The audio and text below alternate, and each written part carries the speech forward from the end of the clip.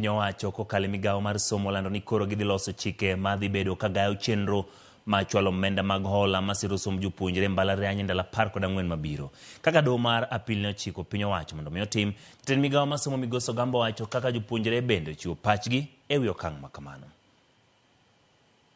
Bang' doho mar apil chiwo thuolo ne sirikal mar dhi nyime gi tiyo gi yor siro somo ma ong'ere kaka University Funding Model. Kapod burano dhi nyime, jatend Migao mar somo Migosi Ogamba oyie gi ng'eto mar dohono ka owacho ni migaono koro dhi loso chike mabiro tayo kaka chwalo omenda mag hola ne jopuonjre mbalariany e pacho ka e thuolo mar ndalo 14 mabiro. This clarity now means that we'll carry on with the implementation of the funding framework with the necessary modifications that have resulted from the National Committee on the Review of the Model. As directed by the Court of Appeal, we will publicize the framework to the current and incoming students within the next 14 days.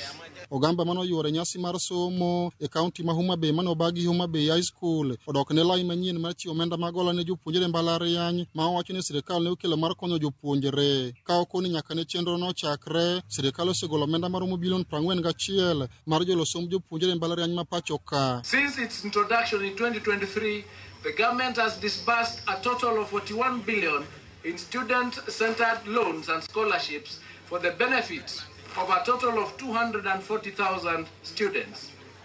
At the time the model was introduced, ladies and gentlemen, our public universities were indebted to the tune of almost 61 billion.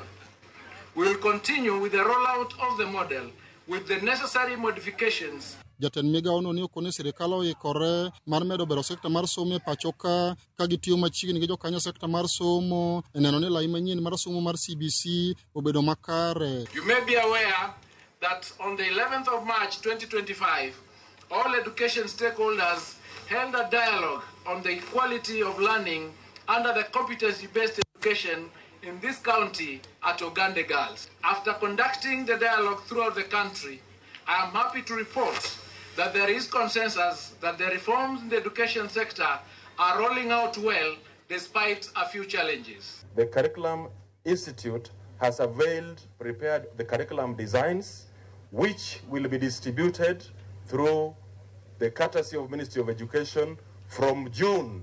We are distributing the curriculum designs for senior school. We will also be evaluating books. Other than the curriculum designs, we are evaluating books in April, books which shall also be distributed to secondary schools, which will be our senior schools in June.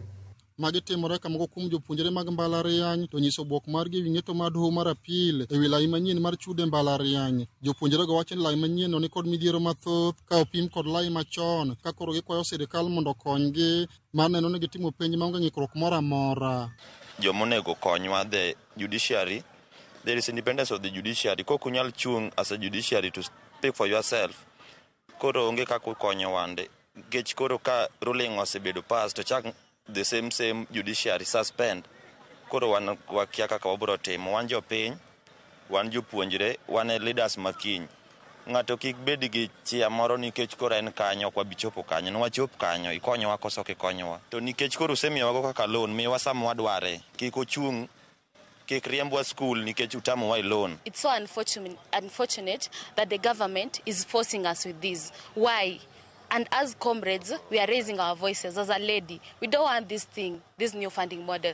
The government tries to argue that they're trying to enforce equity. What is equity in this case? Education is what equalizes everyone. King'yo nyaka sani jomoko onge pesa mondo odhi mbele gi somo e skunde. King'yo kata last semester and other semesters, government poko chulo nyaka sani. Koro ji ignore.